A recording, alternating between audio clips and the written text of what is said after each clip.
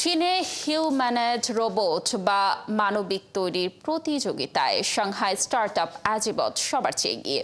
দেশটিতে দৈনন্দিন জীবনের সব কাজ করতে সক্ষম এমন রোবটের উৎপাদন ব্যাপকভাবে বেড়েছে। এমনকি এগুলোর উৎপাদন বাড়াতে বড় অঙ্কের আর্থিক সহায়তা দিচ্ছে চীন সরকার। নতুন বিনিয়োগের খাত সৃষ্টিতেও আশা জাগাচ্ছে। দর্শক আরও জানাচ্ছেন ঋতু সাহা। চীনে এখন মানুষের সাথে সমান তাল মিলিয়ে নিত্যদিনের কাজগুলো শিখছে বিশাল সংখ্যক হিউম্যানয়েড রোবট বা মানবিক রোবট। লিলি হালাল বিউটি সোপ, বিএসটিআই কর্তৃক সনদপ্রাপ্ত দেশের প্রথম হালাল বিউটি সোপ, দীপ্তিময় উজ্জ্বল ত্বকের জন্য। কাপড় শুকানো থেকে শুরু করে খাবার বানানো সবকিছুই করছে রোবট। চীনে দীর্ঘদিন ধরেই চলছে রোবট তৈরির প্রতিযোগিতা। তাই সময়ের সাথে দেশটির রোবট খাতে বিনিয়োগ বাড়ছে ব্যাপক পরিমাণে। সম্প্রতি চীনের সাংহাইয়ে স্টার্টআপ অ্যাজিবটে হাজারো রোবট তৈরির কাজ চলছে জোরে সোরে।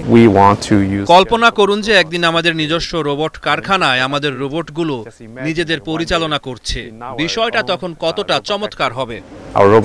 এরই মধ্যে চীনা সরকারও মানবিক রোবটের উন্নয়নে বেশ গুরুত্ব দিচ্ছে। 2024 সালে এ খাতে $20 বিলিয়ন বরাদ্দ করেছে বেইজিং। এআই এবং রোবোটিক্সের ক্ষেত্রে স্টার্টআপ প্রতিষ্ঠানগুলোর সহায়তায় প্রতিষ্ঠা করা হয়েছে প্রায় $137 বিলিয়ন তহবিল। চীনা সরকার বর্তমানে হিউম্যানয়েড রোবট উৎপাদন, গবেষণা ও উন্নয়নের দিকে অনেক মনোযোগ দিচ্ছে।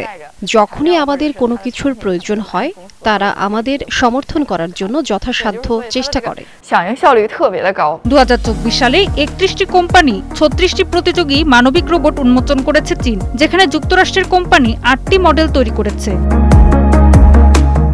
চীনের বিশ্লেষকরা বলছেন, দেশটিতে হিউম্যানয়েড রোবটের দাম গত কয়েক বছরের তুলনায় নাটকীয়ভাবে কমে গেছে। একই সাথে উৎপাদকেরাও এগুলোকে মানুষের দৈনন্দিন কাজের জন্য আরও সহজলভ্য করে তোলার চেষ্টা করছে। ঋতু সাহা, 71।